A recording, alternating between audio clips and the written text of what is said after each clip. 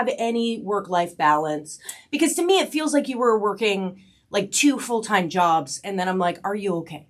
Well, my undergrad was worse. I think I had 4 jobs at one point and then did school. God. It was crazy. And they were all part-time. But I'm just going to look at your dad real quick and go, good for you. Do you see what you know raised? What? This No. is so good. They gave me all the love and support that I needed to be able to do all of that. So I fully, this is a joint amazing. celebration. Yeah, they're, like, for sure. They must be so proud because it's like, you really wanted the academia, right? Yeah. Because it's like, if you're willing to do that much work at a job to then also be like, oh, I'm going to spend an equal amount of time at school. They did a good job raising you.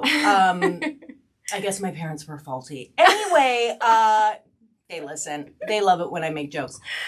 Okay, so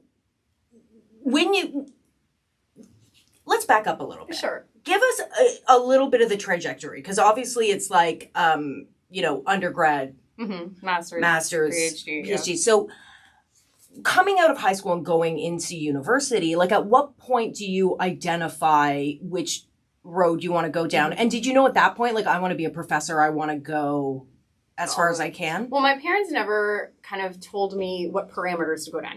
I have a Indian background, like lawyer, doctor, they're just very traditional things that parents might push you towards doing, especially being immigrant parents. They've sacrificed a lot for us to be here. They might encourage you to do that.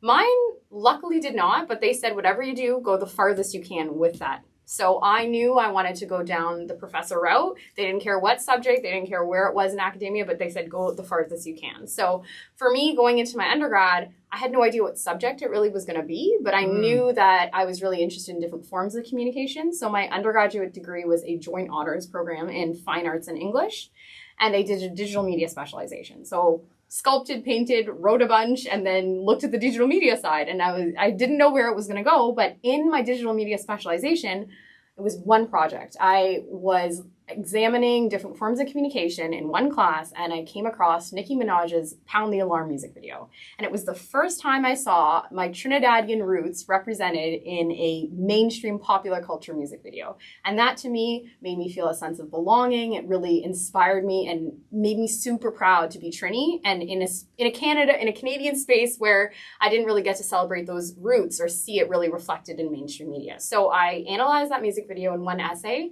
and that's what led me to explore the representation of identity in different music videos. So that's what led to my master's, me looking at Drake's representation of identity, and then so on and so forth in my PhD.